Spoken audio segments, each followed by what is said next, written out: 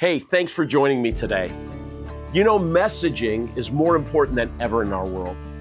Companies and organizations spend literally millions of dollars to get their messaging right in both their advertising campaigns and so that they can effectively sell their products.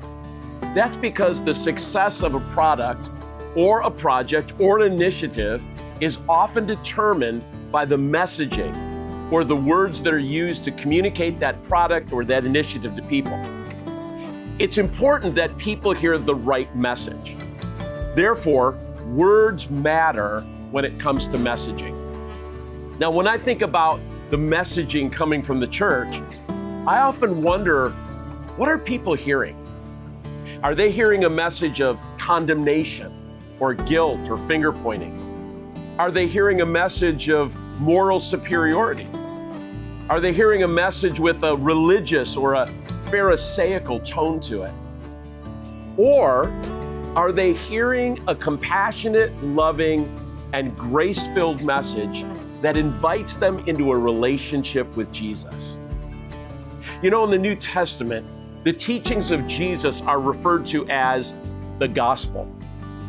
Now, the Greek word for gospel is evangelion, which means good news. So as the disciples of Jesus went about their everyday lives, their goal was to do this, to spread the good news everywhere and to everyone they met. The messaging was very clear. Christianity is good news.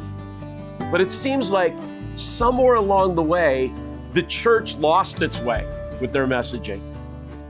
Because instead of sharing the good news, our messaging has somehow incorporated guilt and condemnation to it.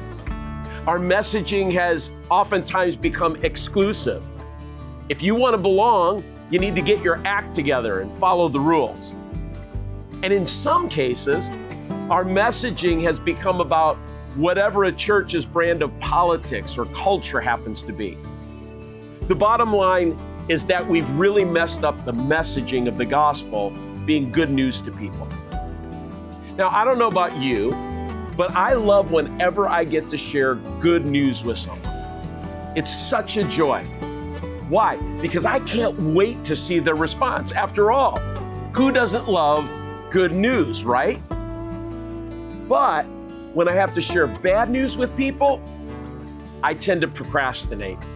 I tend to avoid doing it because it's unpleasant not only for me, but for them, because nobody likes to receive bad news. You know, it's hard to share our faith with other people if the gospel message we're sharing is about anything other than good news.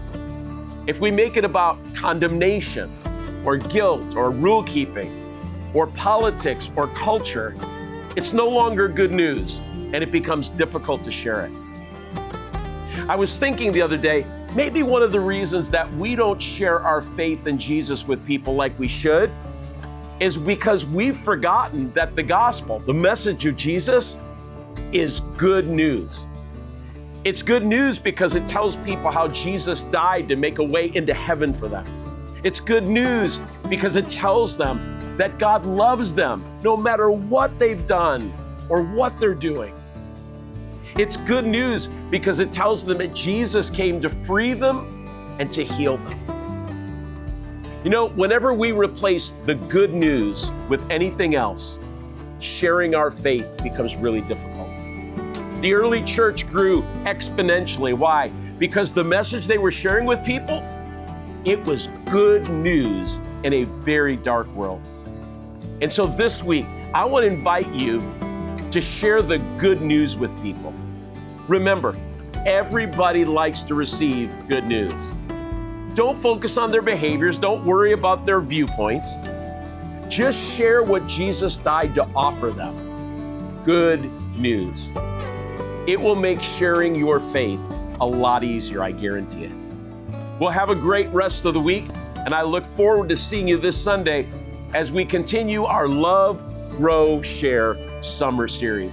God bless you.